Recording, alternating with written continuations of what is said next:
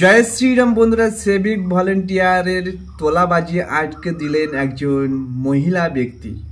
তিনি সরাসরি দেখুন মহিলা হয়ে কিভাবে অন্যায়ের প্রতিবাদ করলেন, তোলাবাজিকে রুখে দিলেন। তো এইভাবে যদি আমাদের সমাজ এগিয়ে আসে তাহলে হয়তো আগামী দিনে আমাদের এই সুন্দর সমাজটা আরও এগিয়ে যেতে পারে।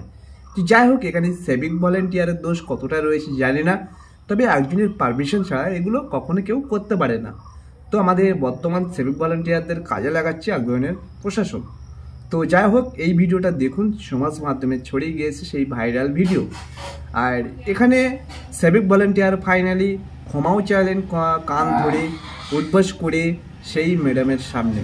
তো দেখুন সেই ভাইরাল ভিডিওটা। নাটক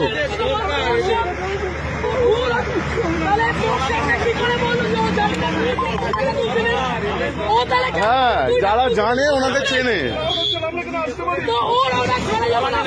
কিছু বলার নেই। মানে এরকম ভাবে করবেন স্যার? হ্যাঁ, ডেলি এরকম ভাবে করবেন? কেউ ভালো বলছে আপনাদের? হ্যাঁ সবাই, হ্যাঁ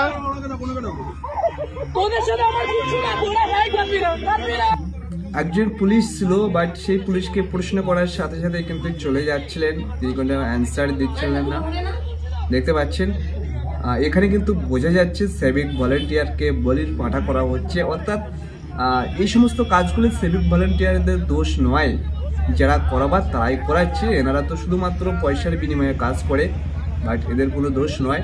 তো ভিডিওটা দেখতে পাচ্ছ সোশ্যাল মিডিয়ায় ভীষণভাবে ভাইরাল হয়েছে। স্যালুট এই ম্যামকে। আর এই ম্যামকে কি ধন্যবাদ তো দিতেই হবে এইভাবে অন্যায়ের প্রতিবাদ করার জন্য, যে ম্যামটা মানে রুখে দিয়েছে তোলাবাজি।